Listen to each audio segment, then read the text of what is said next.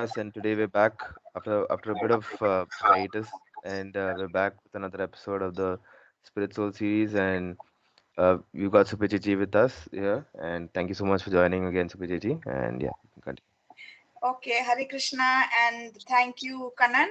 Happy to be back. The Jai Srila Prabhupada, and this continue. is Bhagavad Gita chapter 10. We are going to verses 4 and 5. So, here in the previous chapter, the chapter practically ended with Krishna telling Arjuna basically this famous Manmana Bhava Mad Bhakto verse, which is Mm, that all you have to do is to fix your mind on me, surrender unto me, worship me, pay obeisances to me. So now in the next chapter, he is going to give more information about himself that makes it possible for us to try to do this. mm, That's the connection between, he's going to give much more information about himself. So therefore this chapter 10, of which we already looked at the first two verses in a previous class, it's mm, called opulence of the absolute, or the Sanskrit for it is vibhuti yoga, all mm. the marvelous energies of Lord Krishna. And he's going to start listing them so that we are trained that wherever you look you can't but see the connection and think of Krishna. That way, gradually, over some long time of this practice and realizing this knowledge that he's sharing here, it becomes possible to try to just fix your mind on him. That's the whole idea. So he starts the chapter by, of course, telling Arjuna that Arjuna is being favored. He is going to be given even more confidential knowledge than what he's been given earlier. Mm. And why? Because he is go back to verse 1 and see why is he saying that he's giving better this more in knowledge.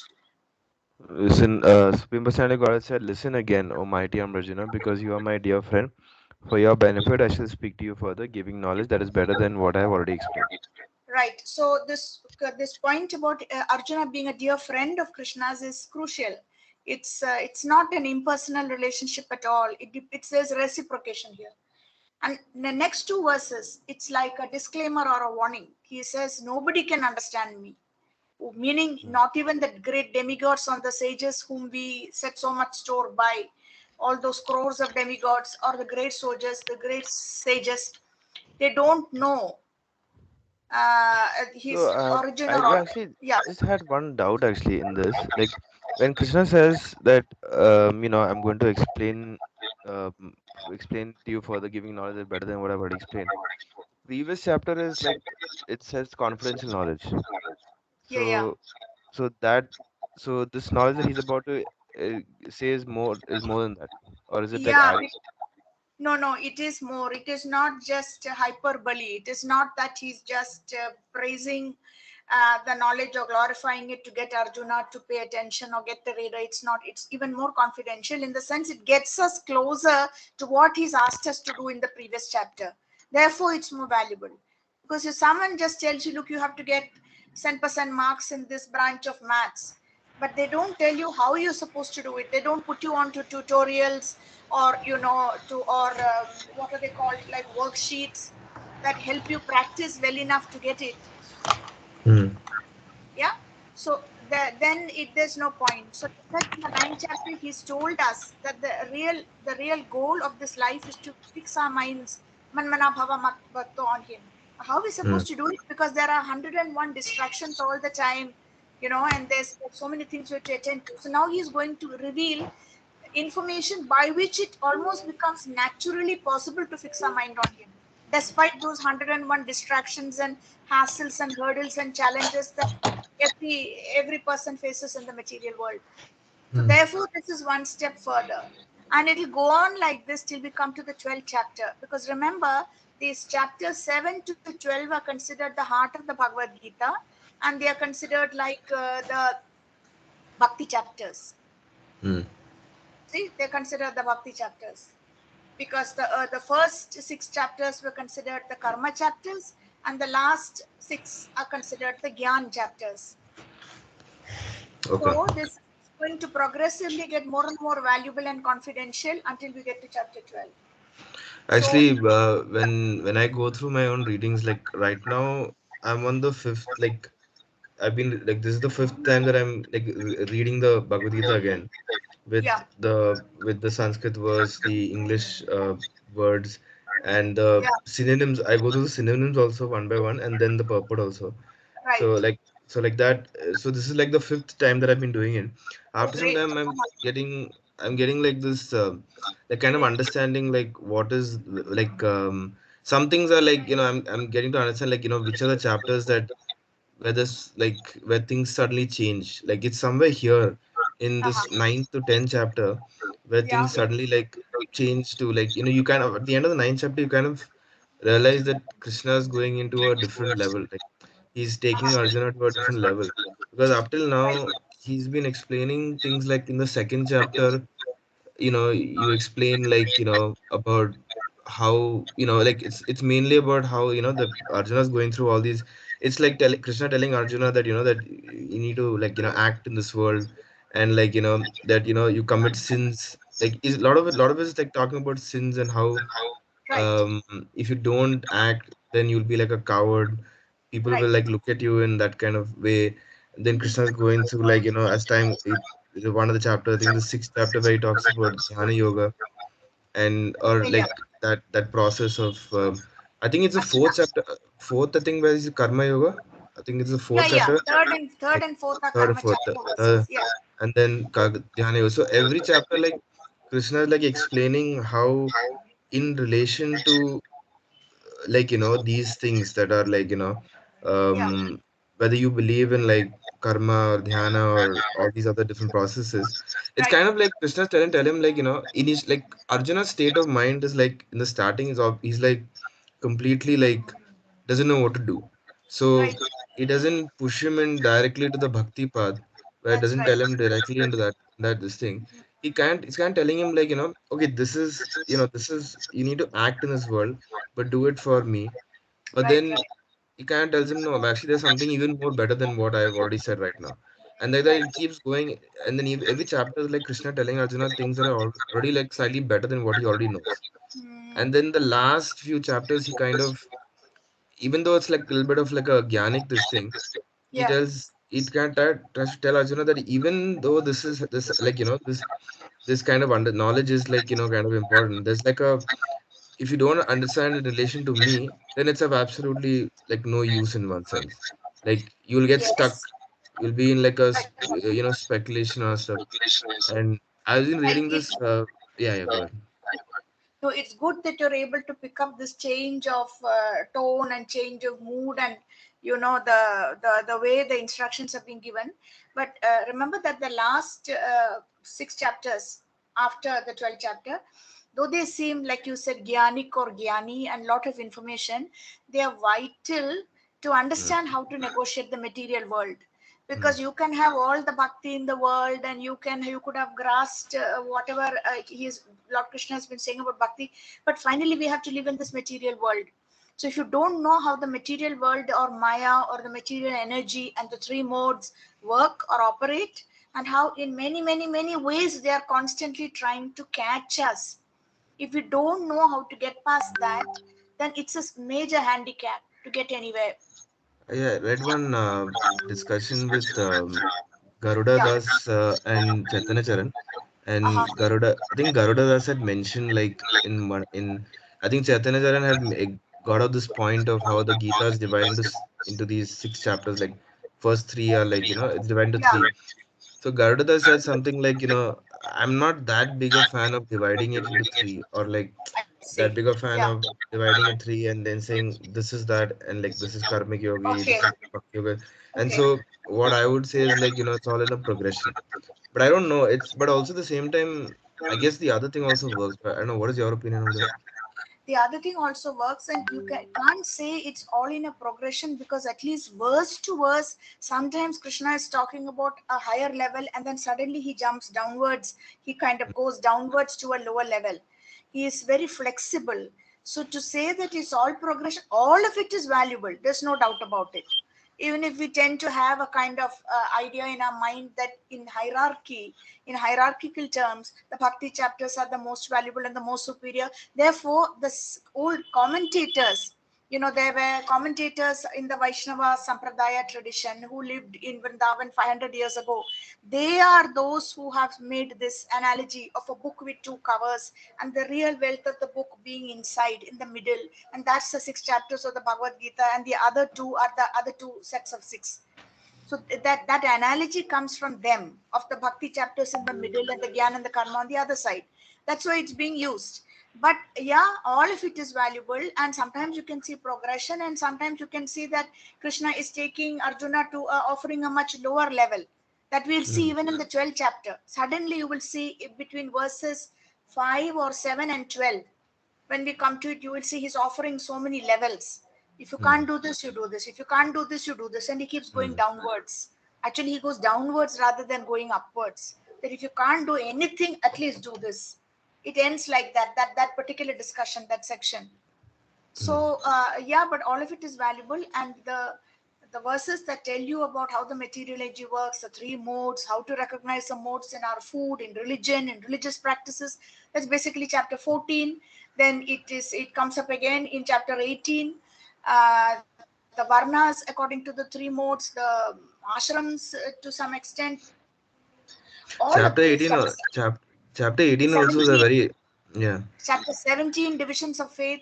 That's also chapter 18 is also the longest chapter in the Bhagavad Gita. Chapter 18 also is a good chapter. Like it kind of explains all the lot of, like, I made a lot of points. I have this, like, I made this Word document where Oh, where every time I like kind of find a good verse, I'll just put it uh-huh. on that. And like I see. Oh wow. sometimes I'll just go through it and all stuff. Like, Okay, like, okay. and there are a lot of verses in the 18th chapter. Like I think it's verse one is obviously I think it's verse 70, no, not 70, 69, right? Where Right. the where Krishna says, do deliberate on what you need to do now further. Yeah, That yeah, I yeah. think that's 69, right? Yeah, And then yeah. 73, I think 73, I It think goes on to 73 to 78. It goes on to a 7, total of 78 verses. Yeah. 73, 78. That's again Sanjay talking, conveying, like telling Tasha, like, wherever there's Krishna. I think this is the last verse. Yeah, yeah, yeah. The Yeah. Sanjay says, Wherever there wherever is there's Krishna, there will Krishna, be Arjuna, victory. there will be victorious and stuff. So Yeah. like that, I was listening to a talk in this temple at the Bhakti Center. They were Uh-huh. discussing the importance of that verse. They were saying that Uh-huh. that verse is that verse is like, if you want to know, where victory stands, or where you need to know that, in the last verse of the Gita, it shows that, because Krishna had Arjuna with him, that's why he ended up winning or whatever. So victory is Right, always on the right, side right. of Sure. Yeah. Krishna, like, so like Also, there was, yeah. go on. So Yeah, go on. Go no, on. so I was Describe. just saying, so they were saying that Sanjay is like, I think somebody was saying, why is Sanjay's like words, like, why is his words included in the Gita, for Uh-huh. example? Okay. Because I thought, the whole conversation is supposed to be between I Krishna and Arjuna. see. I see. So that's where Uh, somebody got. so did someone give an answer to that? Did I Kaustuba think Prabhu or I think they think some no, I think it was some other devotee. I don't know the name, but he was saying that, the whole Gita's, it's coming from, first of all, like, Sanjay's perspective, and right? like it starts off with his perspective. He tells Dhritarashtra that, the armies are like in formation, and they're all like, in the battlefield, and in the end of it, he's like, it's like concluding what he's able to see. Like up till now, you're Yeah. you're you're hearing the conversation between Krishna and Arjuna, but Yeah. at the end, like, it also is like kind of showing you that, that this conversation is for, like, all of us. Like, everybody has to listen into this conversation. It's like we Right. are all peering into, like, we're all like, we're all like, looking from a bit of far, the conversation. We're all like Sanjay in one sense. Like, we're also Right. like from a distance looking into the conversation, hearing the conversation between Krishna and Arjuna, Right. and that these two are individuals. They are having their own discussion, and yeah, so like that's like Then just when Sanjay says, yeah, yeah, go on. also for the sake of continuity, because Sanjay appears right at the end to give this conclusive verse, because he also appears right at the beginning of the Bhagavad Gita after Dhritarashtra asks Dharma Kshetra Kurukshetra. And then what Sanjay basically is reply, it's very much there right in the beginning. So it's also for continuity's sake. And going back to what you said, about, yeah, the way the chapters are viewed. The 18 chapter is also very valuable. It also gives some of this information that comes up in chapter 14 and chapter 17. You'll see that nice description of action in the three modes, very very valuable. That of happiness in the three modes, very valuable. That sometimes happiness that starts tasting very sweet and then quickly it all fizzles out, and basically it ends like poison. On the contrary, happiness in the mode of goodness, it starts slowly. Initially it's all tough going, but it's Mm. long lasting, and then the results are permanent and like taste like nectar. Very valuable perspective on when we are dealing with situations and we become bitter, disappointed, can't see our way. So 18th chapter is also full of very so many practical points.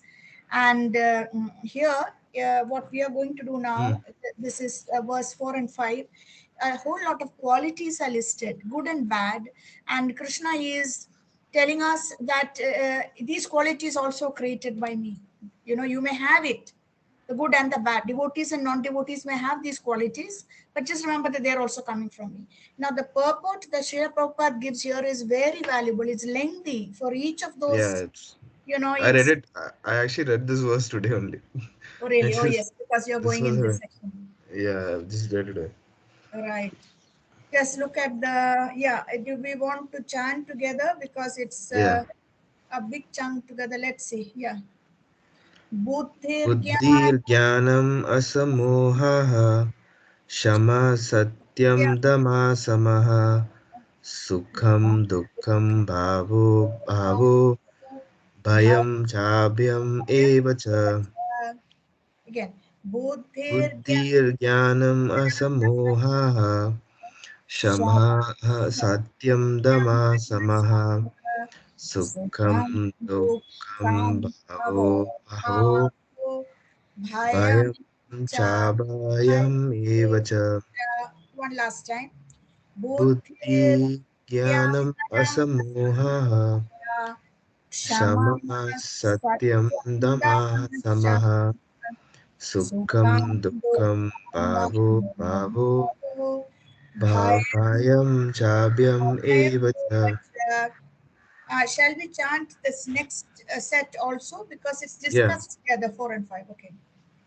Ahimsa Ahimsa samata tustis samatayatushtes tapo tapodanam danam yasho yaso yashaha yasava bhavanti bhavanti bhava bhutanam bhavam mata mata eva eva pratagvidaha ahimsa ahimsa samata tustis samatayatushtes tapo tapodanam danam yasho yaso yashaha bhavanti bhavanti bhava bhutanam mata matta eva eva pratagvidaha again. Ahimsa ahimsa samata tustis samatayatushtes tapodanam yasho yashaha Bhavan bhavanti bhava bhutanam mata Mata eva Vida. pratagvidaha. Okay, so starting with the translation, where is the translation? Right, it's said a whole lot of these qualities. So let's see. Yeah, yeah. Please read the translation. Yeah. Intelligence, knowledge, freedom from doubt and delusion, forgiveness, truthfulness, control of the senses, control of the mind, happiness and distress, birth, death, fear, fearlessness, nonviolence, equanimity, satisfaction, austerity, charity, fame, and infamy. All these various qualities of living beings are created by me alone. All right. So the subtext in this is that basically we should grasp and get realization of these qualities and develop the qualities ourselves. Some of these qualities are qualities so that one tries to develop them. Some of them are just facts of life, like death, birth, which one just has to get deep understanding of their inevitability and their finality, and how basically another verse in the Bhagavad Gita says Janma Mrityu Jara Vyadhi. These are the real facts of life: birth, death, disease, and old age, and how to cope and so on. So all these are qualities he's saying created by him alone, various qualities of living beings. Now we may have them or not have them, and have them in varying proportions. So intelligence here, just look at how it is um, elaborated on, the purport that Srila Prabhupada gives here. Uh, Yeah. you read intelligence. Intelligence refers to the power to analyze things in their proper perspective, and knowledge refers to understanding what is spirit and what is matter. Okay, just Ordinary knowledge, yeah. hold on. What is your, do you have anything to comment on this? Intelligence refers to the power to analyze things in their proper perspective. How does it, what does it mean to you if suddenly you are shown this sentence? And like you said, you heard it a few times. What does it mean So, to, yeah, I think what comes in my mind is like intelligence in one sense you can say is like, it's like wisdom, sort of trying to understand, like when knowledge is something that you like, in that same thing, and knowledge refers to understanding what is spirit and matter. So yeah, like knowledge is knowing what the subject is, but yeah. then like intelligence or like wisdom is like trying to understand it from trying to use that knowledge and apply it properly, like in or something like that, I think. Okay, now here I will like my humble opinion. It's possible to price open this one sentence. Yeah, yeah. Intelligence refers to the ability to analyze things in their proper perspective. I feel it's directly connected with how we analyze things often in the three modes. In the mode of tamogun, or Oh. in the mode of ignorance, when some information comes to us, we completely understand it upside down and get all excited and get, or whatever, go off on some wrong track, fearful, not concluding something that the speaker never meant, and so on. In the mode of passion, what happens is that we basically add some masala to it. So Hmm. common, we are doing it all the time, especially when something is retold in the retelling of an incident, or even a comment by someone. Oh gosh, you just have to go on the internet to see the amount of misunderstanding and fighting that goes on. Because in the internet, without the tone of the voice being there, often even communication between good friends gets jolted and jilted, because we misunderstand what someone else said. The stress and the emphasis that comes in the tone of voice is not there. So that's the mode of passion. But in the mode of goodness or sattva guna, this intelligence means that whatever information lands on your plate, you take it apart and try and sift and see what is the main point in it and what is all the other rubbish around it, and you work with the main point. So now, why is this the why intelligence? This kind of intelligence, it's like we develop the quality, and it's basically coming from being able to receive and analyze information in the mode of goodness. And there's a verse in chapter 4, in 4.38. If you can call it up, I'll call it up here. I'll 4.3, I just try yeah, to see. 4.38, right? 38, yeah, 4. Oh, 38. 38. Okay. This one. Okay. In in Yeah, this world, there is not. Yeah, this yeah, one. No? yeah. In this world, there is This. nothing so sublime. Hmm. And Yeah. pure as transcendent knowledge. Okay. Yeah, such knowledge is the mature fruit of all mysticism, meaning that one doesn't even have to go into all these other mystical practices. It's available here. It's a mature fruit, and one who has become accomplished in the practice of devotional service enjoys this knowledge within himself in due course of time. So sublime, if you actually, when we did this verse, I'm not sure if you got into this in such detail, but the exact matching Sanskrit word for sublime is not there in the verse. It is Oh. sadrisham. Yes, sadrisham just means when you compare, there is nothing comparable or comparable to this transcendental knowledge. Oh. Sadrisham means by comparison, relatively, in Hmm. comparison, there is nothing. So this is the most superior. Why is it the most superior? Because it gives so much. Such knowledge is the mature fruit, and one who has, he enjoys the knowledge within himself in due course of time. What do you mean by enjoying this knowledge within? Surely it doesn't mean just learning the Bhagavad Gita, all 800 verses back to front and being. That's not what is meant. Enjoying means that when you now link it, please, with this definition of intelligence given in the verse we are studying now in 10.4. What happens is that when you learn to intelligently analyze things in their proper perspective, there's a feeling of liberation, Hmm. because you are not trapped by all the confusion of the material energy which other people are all trapped by. You're able to see clearly. You're able to sift and sieve and take out all the rubbish and take only the essence of the point that's coming in a bunch of information. So that's very liberating internally. Mind feels, there's no clutter. Okay, I could see things very clearly. I can see my way here. I know what needs to be done next. Okay, this is a big bombshell, but still, I put it in its proper perspective. There is a past, there is a present to it, future. This is the way I go.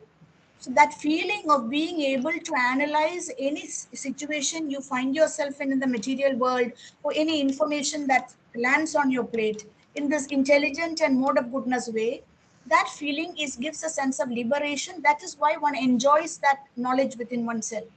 And what is coming to our help? It is very much, and that we have internalized all the instructions of Krishna that is helping us react like this or respond like this.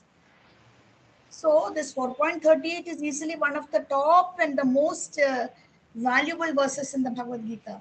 Why is it so sublime? What is sublime? Like, we say, oh, Mozart, people say Beethoven, Mozart's Fifth Symphony. Oh, sorry, Beethoven's. I'm sorry, I'm not very good at this, Hmm. but it's amazing. Is this, that? Why? Because there's a feeling of great upliftment. Sublime means that you feel like you're floating in air. People lose touch with the real world. They feel liberated, like a balloon floating or the paragliding. Why do Is people that get? is Yeah, go on. is that the same as like in Ashtanga Yoga they have this thing like called Samadhi, the ultimate stage of the ultimate level that you can reach in like in Ashtanga Yoga they say that you Yeah, start right. from Yeah, the yama, niyama, pranayama, pratyahara, then you yeah, get to a stage where you're like the second last stage is like dhyana, and then the last stage is like samadhi. Is that the yeah. same thing, or is Yeah, that the in the samadhi, where basically the mind is so fixed, they are able to get out of all the chakras. The energy moves out, but it's such a tedious, arduous, difficult to accomplish task. That I don't know. Yeah, definitely there will be a feeling of great liberation, particularly if they are able to then move the soul out through the skull and go to whichever planet they want to. Sure, but this is far more doable, and it's for ordinary folks like you and me. Everybody cannot be an ashtanga yogi, practicing over so many lifetimes and so on. But and that is far more arduous. This is simply by hearing, internalizing, adjusting our practices a little. We come to this, and the Ashtanga yogi is beyond a certain stage, as we learned in chapter 6. He has nothing to do with the material world. He distances himself and goes and just meditates and controls his breath movement up in the forest. Here we are talking of situations where we can't run away like that. We're very much stuck here, in the here and now, in the material world, in this problematic material body. And yet we are able to situate ourselves so nicely, feeling sublime and feeling liberated from within, that it's not whatever may be the mess or the problem that's landed on my plate. I analyze things in their proper perspective, process this information in the mode of goodness. It's so liberating, so nice. The material energy could not trap me. I feel liberated. I feel like I'm floating. That Hmm. is the real key to, if we can develop this kind of intelligence. It's this just one sentence is so powerful, because it is really something so great if one can do this. What Krishna and Prabhupada are mentioning. Now, knowledge, on the other hand, is the ability to, it says here, to see what is spirit and what is matter. Okay, that's also very valuable. How many, I mean, as he goes on, I think somewhere to say, most colleges don't even teach this difference between spirit and matter. What is interesting is actually like when you got this point, as I'm Yeah, reading also this other book, Science of Self-Realization by yeah, yeah, yeah, Prabhupada. So if you yeah. read the, I think it's the sixth chapter where Uh-huh. Prabhupada is, maybe you should see it, the sixth chapter of the Science of Self-Realization. Prabhupada is talking to a couple of like I think devotees only. I think Right. some Mr. Singh and Karunananda Das or something like that. I think there's a conversation between them three, Yeah. and like he's going on this, and he's also like having multiple conversations, like they show like multiple conversations he has with priests and like priests from churches, and Yes. that conversation between him and I think F Star, and Yeah. then that I think there was one scientist in Canada who actually said admitted that there may be a soul, that that science is getting to a point where Right. that they are admitting that there could be a soul within this thing. Uh-huh. And there's a, like a Prabhupada goes when he's talking to these two devotees, he goes into Uh-huh. like this, almost like a like it sounds like a rant that he's going on, like it's like a rant Okay. that he's going on. And Okay. they're like, he makes like he'll make a point, like that, and then they'll say, but scientists don't believe in like they believe in facts and they believe in this. Well, what is Yeah. the fact? The fact is that that they don't have any facts. Then like he'll go like that, and he'll say that they don't how do they know, if they know how life is created, then let them create life. Let me show me Right. how. But they can't, and they'll all, and then I think one day what you were saying, that they're saying that they will do it in the future. Like what Future. future? Future. Right. Like what future? Like every time they'll come and say. And so I was listening to that, I was like, this is probably in the 70s, and Okay. those times scientists were saying that they will most likely be able to understand how life is created, and they'll be able to do Right. that in the future. But Right. 50 years later on also, there's They are not no they're not able signed to up. do it. So, and even now also scientists are saying the same thing, like they'll say in the future. Future. So he's like, Prabhupada says, like don't trust these scientists, because Scientists. so that's So like, far seeing. No, of Srila yeah, Prabhupada, it was he yeah, like a visionary. He saw through their bluff and he didn't hesitate to call their bluff and to expose them, although it may have brought a lot of enemies. yeah, Because now what scientists are saying is, and that's another huge racket, that when a person dies, before they die, they pay huge amount of money to keep their body in closed cold storage to up to a point, or maybe at least for another 50 years or 20 years, by which time when scientists learn how to bring a dead person back to life and then they can be brought back to life. It's a racket, it's an ongoing racket. I think there's even a term for it. A whole word has been coined. And there are people, wealthy people in, at least in the West, who are already into this. That there are agencies that have been set up and then they're they are teamed up with scientists. Can you imagine? Meaning that, say, whenever they die, even presuming it's an old age, they are already kind of paying like an insurance, like you pay a road accident and medical insurance, to be kept alive for another at least maybe 10, 20 years, whatever they can afford. During which time, hopefully, if science discovers how to bring person back to life or to create life, then they will be one of the beneficiaries. It's totally ridiculous. So, yes, Srila Prabhupada, as you mentioned in that book, called their bluff years ago and got a lot of enemies in the process, because the general tendency is to put scientists and science on a pedestal. This Mr. Singh you're mentioning, actually, it is a Manipuri Singh. And this oh, Manipuri Singh went on to become one of the main scientifically inclined disciples of Srila Prabhupada in Manipur. And he is Swarup Damodar. That Singh was made into a Diksha named Swarup Damodar Swami. He died in a bomb blast in Janmashtami at the Manipur, that the terrorist and the, I don't know if they were insurgency, Maoist Maoist. insurgents, Maoists. Yeah, they blew up. They burst a bomb during the Janmashtami celebrations in the Manipur temple. He didn't die immediately. He was injured, but after that he never recovered. And I think some month or 2 months later he left his body. But he, as the Swarup Damodar, he looks a little like me, so Chinese looking, like a plum face. You will see Swarup, not Sat Swarup. Sat Swarup is the one who wrote that big biography of Srila Prabhupada called Leelamrita. Mm. Not that person, that's a Westerner. This is Swarup Damodar. He was a highly qualified scientist himself, freshly out of Cornell University when he joins the movement. So, Oh, as Srila Prabhupada had Indian, Srila Prabhupada had instructed, he goes on and starts what is called the BI, the Bhaktivedanta Institute. Even now, doing a lot of work. They are not too much into main ISKCON type of preaching. They are busy really foraging and launching more and more an attack in the scientific world and getting the scientists to listen.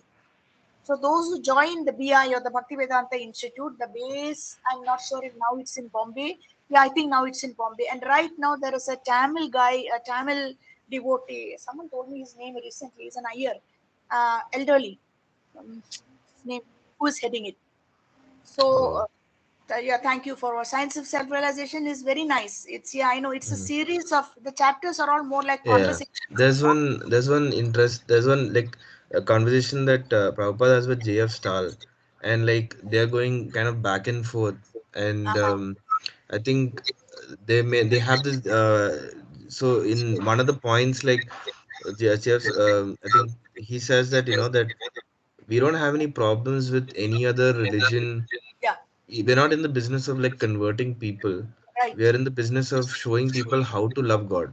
God. So we are in the business of like, trying to like, we don't want people to join even our, like, I think he Right, says, right, we don't want people to join us also, but we right, just want people to start loving God. So he makes this point that, that in the Christian religion, they have this thing where they say, thou shalt not kill. One of the 10 commandments is like, thou shalt not kill. And right, so, but then but then there's again killing of animals that happen, like, cows and right, right. goats and all these things. So how can you explain that? How, so then there are all these conversations that he has with all these church priests and fathers, where he's trying to convince them that, that they're not able to like give a proper this a proper like sort of reply back to that.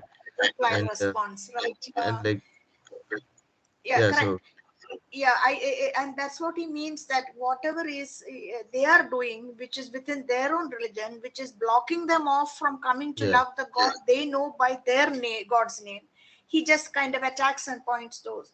And definitely this heinous crime of going on killing creatures, and in contravention to what, of course, they will start arguing that what Jesus Christ is talking about human beings and not animals.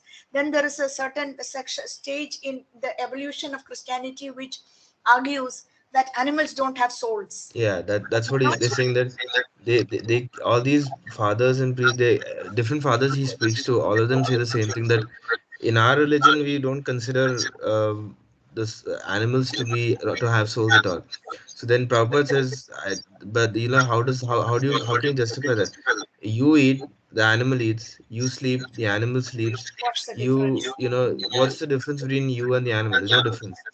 And the Right, only difference between the human and the animal is that the human can get to a stage where they can love God.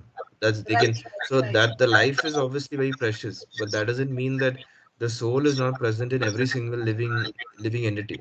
So right, he right, makes the right. point, and so Yeah. one father says that, Western society and Western culture is not able to grasp that point of, that of that soul having being there in every single thing and all that stuff. Right, And yeah. yeah, so I think like to one father, like I think he kind of convinces, but then and he says that, like, don't try not to, like, try to convince people more to not slaughter animals and all stuff. Right, But right, then right. other priests, other fathers and priests, like, they kind of say, yeah, okay, but it's just that this is what we believe in, this is what you believe in, and they let it be and all that stuff. So Right, yeah. it's kind of But irrespective of the results he got, Prabhupada used to keep on trying with whomever he came across to challenge like this. And one of my students from the West, when I was teaching, she told me that actually then Christianity went through a phase where it said that women don't have souls. Can you imagine? oh. Not only animals, I don't know if it's just a particular branch and in what context they came up with such a, because Christianity keeps getting meddled with and changing. Hmm. This king in Byzantine, Constantine, was it? Or yeah, he passed certain edicts to change things in Christianity to suit and to protect his position. Then, when it came to Britain and Henry VIII, because he wanted to divorce his wife and marry someone else, he tried his best to tamper and to, but the Catholic Church stood and said they wouldn't allow divorce. That's when a break off Protestantism started. So it's always had materially powerful individuals, mostly the kings or the rajas, meddling according to historical circumstances to protect their position, to get their way and get their will, and so on. That's a major issue with Christianity. I don't know if it's happened in Hinduism to that extent. Certainly, the basic text they couldn't. The basic Hmm. text they couldn't. They may have a Mayavadi slant and an impersonal slant and a speculative interpretation and all that, but basic stuff they couldn't change what it says, the Bhagavad Gita and the Bhagavad. Another another interesting thing I got to Yeah. know is that if you listen to that Theology Unleashed podcast, they were saying, how did the word Mayavadi come about? And they were Uh-huh. saying the reason why they are called Mayavadis is because the people who believe in the idea that uh, at the end everything is like merging into the Brahman effulgence or the Brahma Jyotis, everything merges into one. Yeah. Those people, they are unable to they're unable to explain. if everything is one, then what is Maya? The kind of ultimate question of like, Right, how right. does, like, how do you, if everything is one, then how do you, then what is Maya then? Like, Okay. if Maya is also one, then that Yeah, means illusion is almost similar to the Brahman, I and that think. can't be possible. And so Okay. then, because they're unable to answer the question, they were always called Mayavadis I see. I from a think long time. also that when Krishna comes down, they say that is also Maya. That he's Hmm. the form of the Lord. All this is just Maya. And yeah, I guess that trap, they get into this trap that if everything is one and they merge, and if Brahman is also Maya, then why bother to merge? Because they are still in Yeah, Maya. That's true. They can't yeah. answer that. Okay. Because they're saying that they say that they will answer, but the answer is not convincing. It's like it doesn't give a proper, like, they will give an answer, but then the answer is it's not satisfactory, and it's like you kind of Okay. be like, okay, that's not that, it's not a convincing answer. And Right, right, so that because of that, like, they are called Mayavadis because they're unable to answer this question of why Maya is, right. what happens to Maya basically. Right, right, yeah. All right. So read on this Yeah, yeah. intelligence and now knowledge the difference between spirit and matter. Like we say, no institution even teaches all this, or at least they don't teach it in this powerful and focused way. Because that way there are so many. There were Gita classes that I attended in the railway colony when I was growing up. Even before my teens. I don't remember hearing or being told anything so fundamental. Okay, it was by the Ramakrishna Mission. There were didis and swamis coming and making us do dramas, and once I had to act the role of Swami Vivekananda and all that. And this great, the speech he gave at this whatever, put on a Chicago. turban and Chicago, yeah, Hmm. conference, put on a turban. Oh, But that's something, nice. so, but I was barely 7, 8, or 9 or something at Oh, that time. okay, okay. But it is something so fundamental that material perishes and doesn't last. Don't put your faith and love and affection in it, and then spiritual is eternal. And then we are basically nothing like this ever came across in all those Sunday Gita classes and 2, 3 years of Gita chanting and recitation or whatever I did. So it takes, okay, yeah, yeah, please read on. Therefore, hmm, Mm, I ordinary knowledge, yeah, o- ordinary knowledge obtained by university education pertains only to matter, and it is not accepted here as knowledge. yeah, Knowledge means knowing the distinction between spirit and matter. In modern education, there is no knowledge about spirit. They are simply taking care of the material elements and bodily needs. Therefore, academic knowledge is not complete. yeah.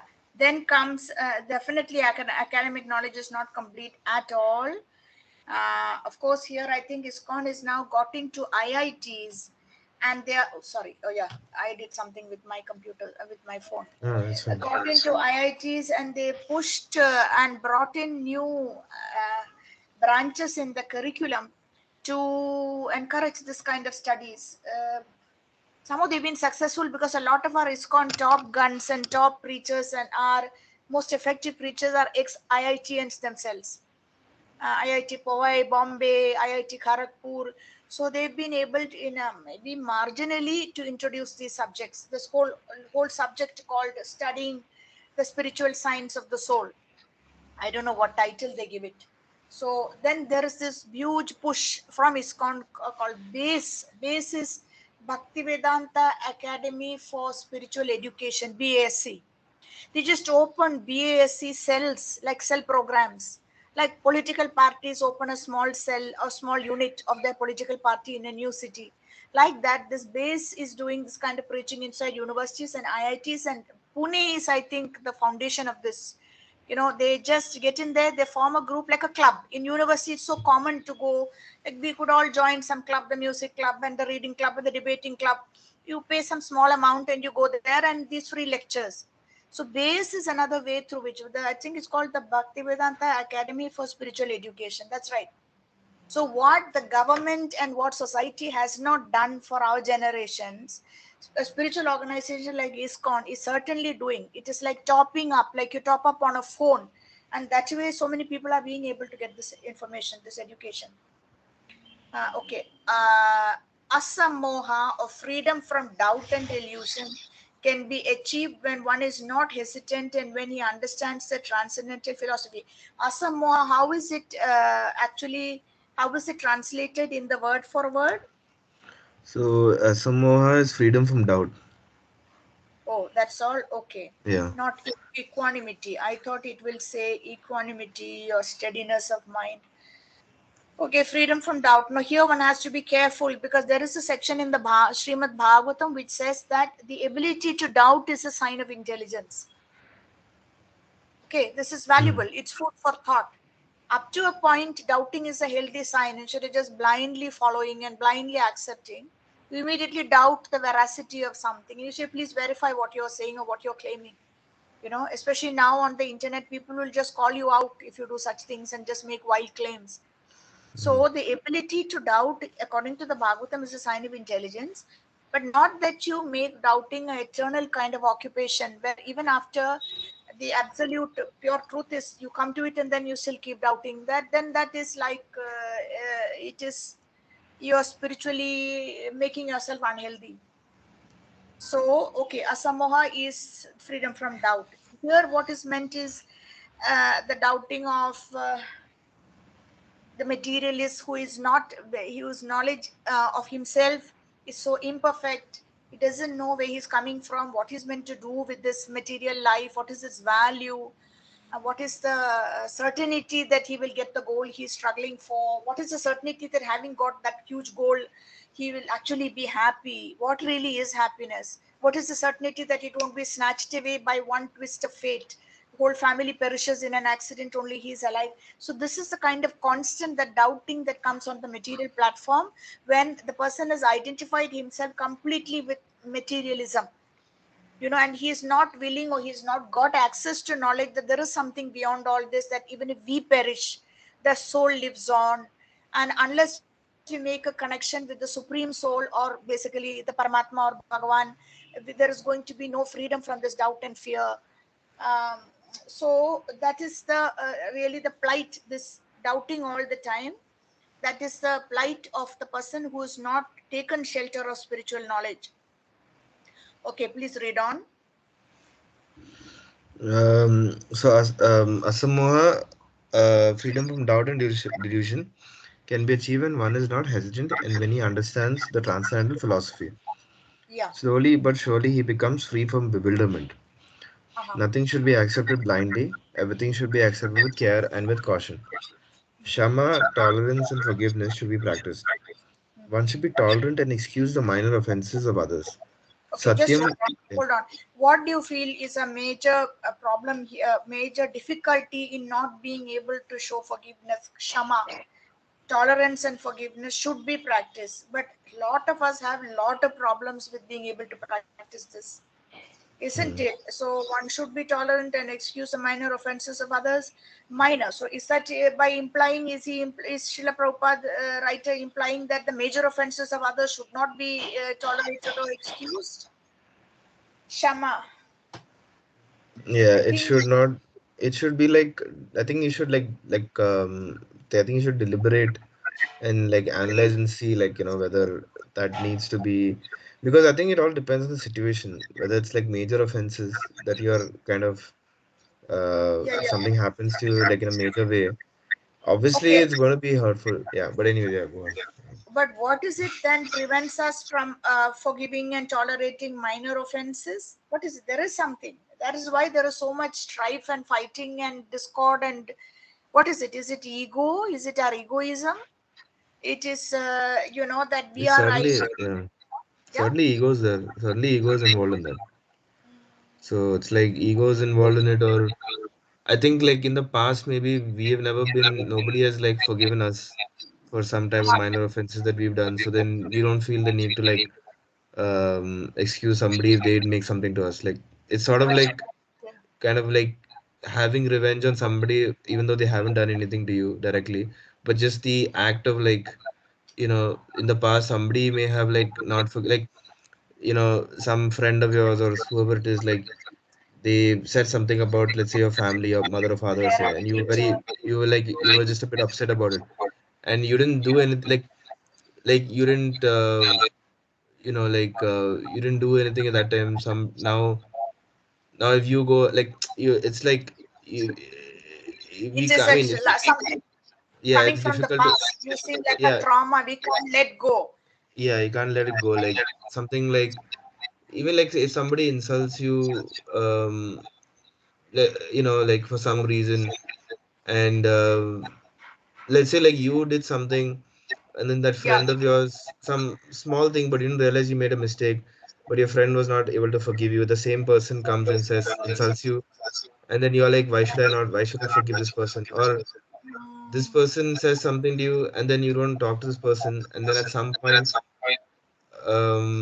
like Like the case you wrote about, you had written earlier, yeah, right? You had written about 1 year, what to do, how to let go. I yeah. think So some I don't I know. get Yeah. what you're saying. I get what you're saying. Actually, recently I was listening to like an interview where the question was, why do devotees have so many issues with other devotees, with themselves, with the guru, with mind, and so an analogy was given, just explaining quickly, like a computer has three, four parts. Like what they said was basically in a human body there is the buddhi, there is the manasa, there is ahankar, and there is Chitta, Chitta, chitta. right? Correct, correct. Yeah, you've heard that. Did I tell you Yeah. about it? Ah, I No, must have said. I think you may have said, but actually yesterday I was listening to a video where they were talking about this actually. So I Uh-huh. just like suddenly remember this. There's What a is chitta so meaning the there's consciousness, the perception? yeah, Go the on. ultimate level, no? Like Manasa is like the first stage, Yeah. Ahankaram is like the second stage, and then third is Buddhi, and then fourth is Chitta. Yesterday I was listening to a video where Uh-huh. there's this couple, a Western couple, they are like getting into spirituality, so they were like reacting to this video Okay. from just about the yoga stuff and all that, and then so in that I saw this, and when you mentioned this, I was like, okay, now I remember this. Correct, chitta. So, Thanks for helping me. but you must have, Yeah. yeah, mentioned also. Yeah, no, the chitta basically in this context it means the consciousness or the ability to the perception, whatever. So chitta apparently is like the hard disk in the computer, okay, which is going on getting information and it is all stored there. Whatever our experiences are, and before we come to this devotional practice, it's all stored in our perception. Now, the buddhi or the intelligence is what processes all the data that comes in and stores it in different files. And apparently, this processing or processor of the computer, like that, the buddhi or intelligence, it sifts and sieves and organizes and good and bad and whatnot. That work goes on when we are asleep, whether night or morning or whenever when we sleep. So when you, that's very important. That is why sleep is very important, because if sleep is denied a person, after a while he starts behaving like a crazy person, will all disorganized thoughts, because the data that's going in you cannot stop unless you're blind. Hmm. It's constantly you see things, you make a connection, that particular face looked evil, you felt frightened when you saw some other face, and you read some piece of information about some food poisoning and you wonder now whether you should buy that ice cream or not. So like this it goes on, the data input, but the processing of that goes on by the intelligence, and apparently at a time when we are resting and no more data is coming in, eyes are shut and you're in a reclining position or whatever, mind is switched off. So that is so much for the processor and for the hard disk, which is the chitta where it's all going in. Then the manasa is like the computer screen, where the mind, where this kind of it keeps popping up unresolved issues. They just keep popping up on the computer screen, and they are often for devotees who get started in spiritual life or doing everything that they're supposed to do, keeps on, like what you just mentioned, some example of a person who did not forgive us, and Hmm. so we feel, why should we forgive? It comes up on the computer screen like viruses that infect a like computer. uh, like memory, like memory, like Grunching. memory is so like Yeah. I think what Memories. also adding to your point, like the idea of like we store things in our memory, like certain incidences. So Right, when right. when similar thing happens again to us, it kind of triggers. There's a triggering. Absolutely. Trigger So is a like very important point. so Yeah, yeah, it's yeah. like when we are when we are a kid or a child, like something we have this like uncomfortable feeling about something, like we are with a group of people, somebody like makes fun of us, and so we feel bad. and so then that memory of feeling bad remains. So the next time when we, even when you grow up as an adult also, there's like a, whenever we are with a group of people and we feel uncomfortable and we feel like, we Right, right, immediately get right, the feeling that things are going bad, or there's this uncomfortable feeling that comes again. So right, right. that's Yeah, based on the memory that you had when you were a kid. That right, right, memory right. is still, and so we're kind of trapped because of our memory, and That's we're not right. able So, and to. to deal with it. So here in Yeah. this analogy, they call it like grunges or something, meaning some kind of dirt that keeps popping up like a virus. There are Mhm. files that a virus in the computer system, and the computer wants you to get rid of them. So these are the things that keep coming up and interrupting our practice and give us the feeling that despite trying so hard, I'm still not a happier person. What is the use of being a devotee? I still have issues. So the speaker was saying that actually devotees need a lot of help to get past this, what are called the anarthas. You start with some shraddha, and then you do what is called after shraddha we start doing bhakti, some process of bhakti. But in the process we're supposed to be cleaning the heart and so on. But What this is anarthas, just yeah, one small doubt, like sorry to interrupt. What is Shraddha exactly? shraddha basically just means some faith, some little faith Oh, okay, okay. in Yeah. God, in a process, in a guru, in spirituality, that there is some higher force. Some Shraddha has to be there. Now, then the question someone asks, where does the Shraddha come from? It's hard to explain. It's already there, or it comes by associating with someone else who shows so much faith that you get kind of infected with it and feel, okay, there must be something even I believe in. Let me pursue this, like that. So in this analogy, when these grunges or whatever keep coming on the computer screen, it's exactly as you said. Some, say, a lady, a devotee comes. She comes from a broken home. Father left the mother with two children. The mother did a brave job, but the feeling that the father abandoned them has not gone. They come into Mhm. the spiritual movement. Something happens. They take initiation. That guru just abandons everyone and pushes off. What's called bloop. He just leaves the movement. There have been many hundreds of people were affected. So in the case of these kind of ladies, the reaction is like a overreaction because it triggers a basic feeling of having been let down, abandoned from the past. Now, and therefore it blows into a big issue. Some another person also initiated and a disciple of the same guru who has now suddenly just taken off and washed his hands off and packed off is not so much affected because he may not have such an incident from the past which is triggered off that old feeling of insecurity. So what this speaker was answering is that, so the type of devotee who has these issues, they have to be given some help to put the past behind them. It's very important to really, and therefore the Shiksha Guru. It's not enough just a Diksha Guru. Yes, of course, Diksha Guru, preferably someone who you relate to, who has time for you, who you learn from, study from. But the Shiksha Guru means like a mentor or counselor who helps you deal with all these issues so that you actually then get past this and start taking help from the process. Really start feeling this bhakti and feeling the happiness from within and feeling this, that I can surpass anger and I can remember Krishna even when I'm under extreme provocation because I feel such joy thinking of that particular pastime. But what's blocking people is because all these other viruses that are there in the chitta. It's a good Yeah, analogy.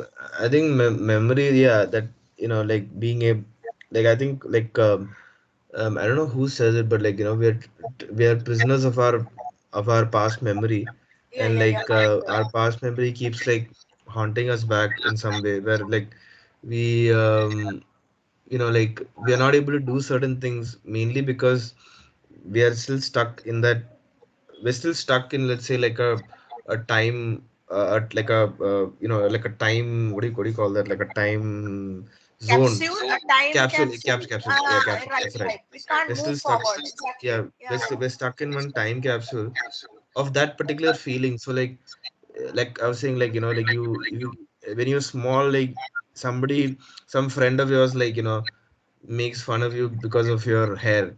The next Right. time you grow up as a child, whatever, like when you grow up as a, even an adult, sometimes if somebody makes fun of you of your hair, like, Yeah, yeah. or It like triggers. you can, it can be a trigger, or even if Right. they just make a small mention of the hair itself, it can be Right. like there's an uncomfortable feel that I'm just like giving example like that, but Sure. I think everybody has some things like that, like where Course, yeah. somebody did something to you when you were a Right, kid right. or when you're small, and you're kind of like, I think after that you kind of learn how to when you go through that difficulty as a kid, you kind of learn how to like you develop like defense mechanisms to deal with that as time goes on, and you just deal with the problem. You don't actually try to solve it. And so by the time you become older, like it becomes a big problem. Then like then it becomes, now you have to like live your life and you have to deal with this problem also. Like, so in one sense it's like trying to understand how do you actually resolve the issue, how do you let those past memories and uncomfortability and difficulty just go away, so that you Right. can just do what you want to do and all. Exactly. That's very Exactly. difficult. It's Very very difficult difficult. to do. But no, actually, this particular speaker went on to claim something which I don't know, some people may contest it, but he claims is coming from Shastra. And he says that basically, if you look at a baby, even yesterday, mom and I went and bought a baby frock and went for someone in the back, the building. So the child has no past. He can't plan for the future, he or she. Okay, he has no awareness of its past. Of course, he's bringing many past lives with him. So the child, he or she, is just totally in the present. So if Mm, you watch a baby in a cradle, it's just maybe sucking its thumb, but everything it's taking in. You peer into the cradle, it's just observing everything, and it's like all the data is going in, mm, into the chitta. Different face shapes, some smiling, some trying to scowl, or some trying to pinch it, and mm. whatnot. So the child then, according to this speaker, up to the age of 7, all this data processing and data goes in, and is gets processed. And he claims that by the time the milk teeth of a child are out, that's basically 7, 8, or whatever, everything that's going to shape the type of character that young It's already child there. is already there. So I don't know if this is some kind of new age conclusion. So I would be a little careful about accepting that side of it. He is very staunchly fixed in Shastra and Mm, heading a big research institute in Vrindavan, and he knows what he's talking about. He's an IITian himself, from many years ago. mm. So he has lived in America, lived everywhere, but he is completely like a humble, natural Vrindavan sadhu now. Yeah, though that's why those I think those children who are growing up in like these gurukuls and all stuff, they grow up, they are like kind of taught from a very small age itself how to like interact with people on a Vedic level, like on a Right. like like Spirit discuss soul level. topics. Yeah, Yeah, yeah, yeah, yeah, yeah. Uh-huh. discuss all these like very serious topics even at the age of like 5 and 6. So Right. they don't have so much of the baggage of like the dealing with the material problems, the material world. And so by the time they become older, even those problems don't really affect them in any way. Like, Right, right, somebody made fun of their hair, somebody made fun of their clothes, or somebody made fun of them, right. it wouldn't even register in their mind as something that is like I see.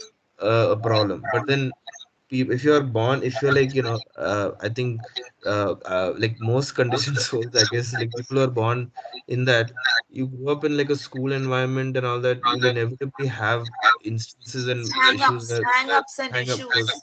those things will be there.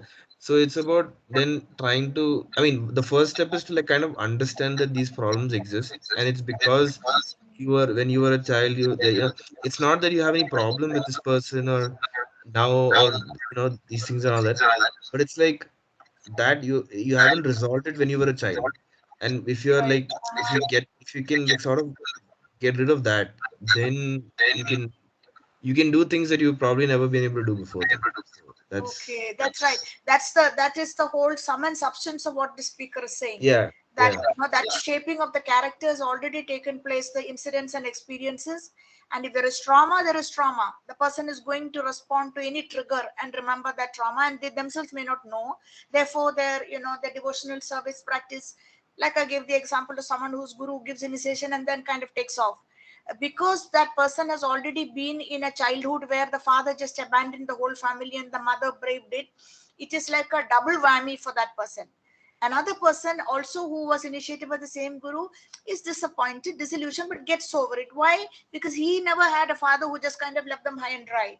It is not a repeat of the spiritual father now, just abandoning.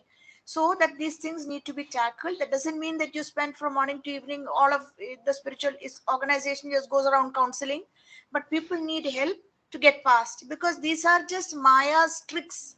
They're real, they really cause suffering, but they're tricks to slow us down and not get out of our clutches. Mm. So it made a lot of sense. It, what this person was speaking, and he said it's all what he calls Vedic psychology. He's doing courses to help devotees, Vedic psychology. There are talks, lectures, just some little bit of counseling and helping to help them get past, and so that they then just really enjoy what they are doing, chanting, reading, hearing, lovely, really drinking from the Bhagavatam, and so that these other issues don't come in the way. So, therefore, we were talking about this asamoha, the freedom from doubt and delusion, can be achieved when one is not hesitant, when he understands the transcendental philosophy.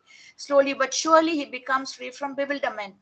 So, therefore, this is one of the problems that devotees face in this process of getting bewildered from time to time because of this, what is stored in the chitta, in the hard disk. Nothing should be accepted blindly, everything should be accepted with care and caution. And we were talking about shama, tolerance and forgiveness should Mm. be practiced. One should be tolerant and excuse the minor offenses of others. So yeah, it's true. And that is how we started on this conversation about why is it that we're not able to forgive. It's possibly because we were not forgiven ourselves in some, we have something with us, we're carrying with us apart from the egoism. Yeah, just read on, Satyam. Satyam, truthfulness means that facts should be presented as they are for the benefit of others. Facts should not be misrepresented. According to social conventions, it is said that one can speak the truth only when it is palatable to others. But that is not truthfulness. The truth should be spoken in a straightforward way so that others will understand actually what the facts are. If a man is a thief and if people are warned that he is a thief, that is truth. Although sometimes the truth is unpalatable, one should not refrain from speaking it. Truthfulness demands that the facts be presented as they are for the benefit of others. That is the definition of truth. This is a really hard one because nobody likes you if you're someone who's going to speak the truth. Nobody. You make Yeah, yourself look very I've had big problems with this thing. I had big problems with this because like a lot of times like especially for me. I mean, maybe now especially, but I've always had this thing like if I say the truth, it's easier to like just like sort of like it's easier to like not worry that much. Like once you say the truth, you don't have to worry it's about out. the Yeah, it's it's out out of it's your out of head. there. But then there's like very various moments where you can get into problems with that, and like you get into all kinds of trouble and stuff. And Yes, yeah, Satyam. so trying to deal with Yeah. that basically. It's a really hard one because you become a very unpopular person if you're someone who's going to speak the truth all the time. Or I mean, of course, I think there's some kind of balance. It says you also have to find a way to say it, or you have to indicate that you don't approve of what untruth is being said by just keeping Hmm. silent. This is When another tactic.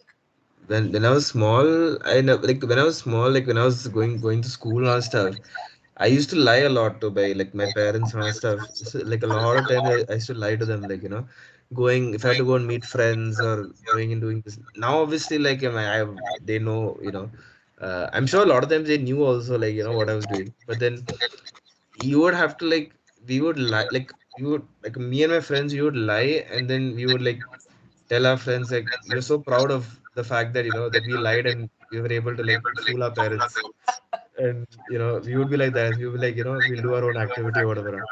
But then after some time, like you kind of get old. Like you kind of you kind of it kind of Grow, gets it, it kind of gets a little old after a point. Like now I'm going to be 30 years old now.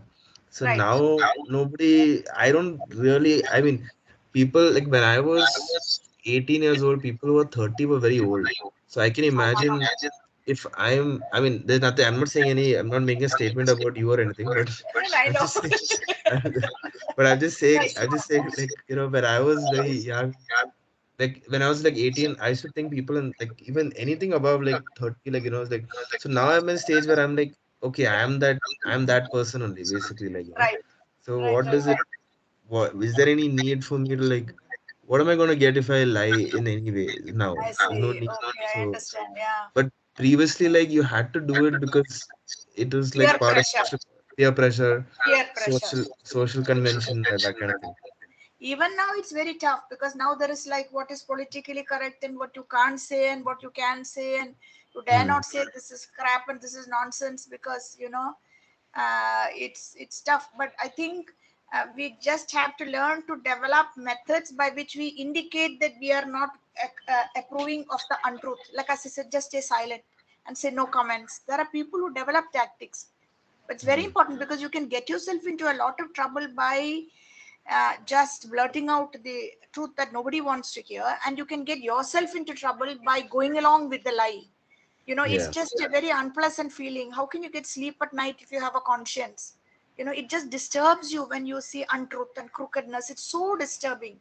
Like So how Bhishma and Drona kept silent the whole time when Draupadi was getting disrobed it's in so the, so they don't speak out. Then you know they obviously felt bad, and it can be like it's kind of it's you feel bad actually, like when you're not able to say, when you're not able to like express yourself, and the way you want to express yourself, you can feel a bit like you can feel bad because you're not able to say what you want to say, which is absolutely like there's a truth in the sense like what is it that you actually feel, that is the truth. But when you're not able to say what you want to say, then that's kind of a lie in one sense, because you're not right, like right. you're not speaking. So because you're not speaking, in one sense you're like lying to yourself because you're not That's able to right. like yeah, express Right. yourself fully, You're letting yourself down. It's like yeah, being treacherous to yourself or betraying yeah. yourself. That's why it So feels so unpleasant. Then one doesn't sleep at night like that. So what we will do is, because it's 6 o'clock now, I suggest, as long as you are free like this, we can do 2 classes in a week. yeah, yeah, sure. Yeah, and then we will see. Like say that means we come on next starting with control of the senses on Saturday. If for Okay. some reason not Saturday, Sunday, and then again we come back on Yeah, midweek Wednesday. We can keep going like this. All right. So yeah, that even after little chit chat or whatever or some, if it's definitely we start at 5 and we end by 6, 1 full hour we've been concentrating on this. So this is a good way to go. okay. Okay. All right. So Thank you. I'll end the Stop. recording then.